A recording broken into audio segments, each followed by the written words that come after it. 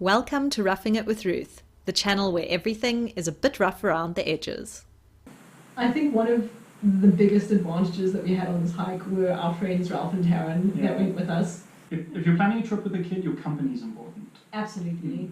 It's worth so much to just have some backup and some help. Basically, just thank you so much, Ralph and Taryn. Yeah, I mean, again, you guys were awesome. Over New Year, we took our son on his first overnight hike on the Num Num Trail in Mpumalanga, South Africa. It was a great experience, and if you want to see some footage from that hike, then you can watch my other video, Joshua's first overnight hike. I'll put a link in the video description below. In this video, my husband and I will discuss the things that we took with on the hike and what worked for us and what didn't.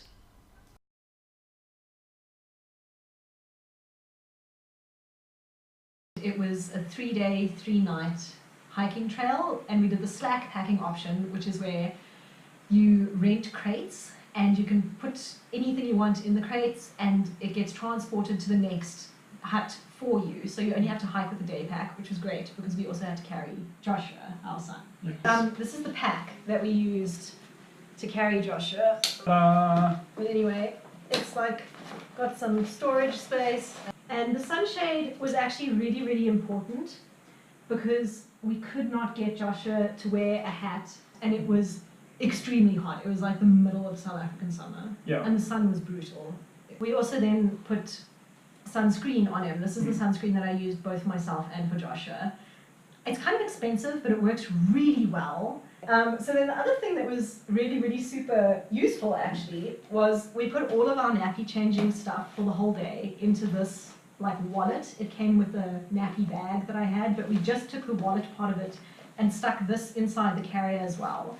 And we had everything in there: nappies, wipes, bum cream, a changing pad. This little red thing is a changing pad. We also had tons and tons of these little nappy baggies to put dirty nappies in, and we put dirty nappies and dirty clothes and dirty shoes, like rubbish from food. Another thing that worked quite well is the bottle. Yeah. Yeah. It clips on and they don't leak. They do not leak. It's got like a row of holes for them to drink out of. He does try and chew the top here, but it's quite robust plastic, so he hasn't been able to chew it open yet. And it is like ridiculously cheap. And it's ridiculously cheap. I think we paid like $20 for 3 or something like that at Checkers. Yeah.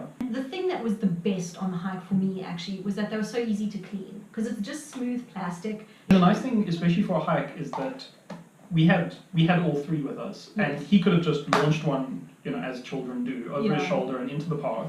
Yes, and we wouldn't have been too upset because it doesn't cost a lot of money. And the other thing that actually Omar, his grandmother, bought for him were these little tiny, like, toddler Crocs shoes. Yes, they make them for toddlers now. But these actually worked really well. I don't want to say good things about Crocs though. I know, me neither. It feels horrible, but it worked really well. And getting them wet, because the problem is that, a lot of these shoes, if he dunks them in the water, they take forever to dry. Yeah, and then you can't use them for the next day. And another thing that actually worked really well, some sort of hiking towel. But this particular one, both the one that I have and the one that Thomas has, I bought from Mr. Price Sport. It's their Trail brand.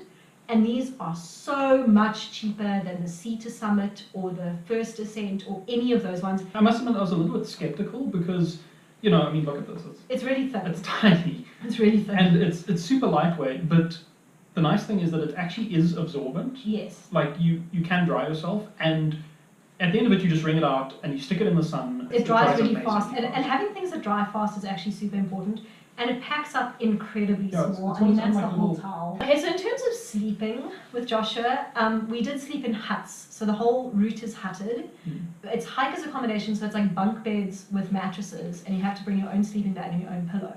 We brought Joshua's own sleeping bag. It was a really cheap one that from my childhood, a synthetic one. Yeah. And we just bought a pillowcase, which I stuffed a whole lot of clothes into to make a pillow for him, and that worked perfectly. Perfectly. The other thing that worked really, really well in the day, both at camp and when we were carrying him, was snacks of various kinds. Taryn was great about that. She had these they were like oat bar things, but These were like cereal bars. Yeah, but like not like hard ones, like really soft ones. From Woolworths. Yeah.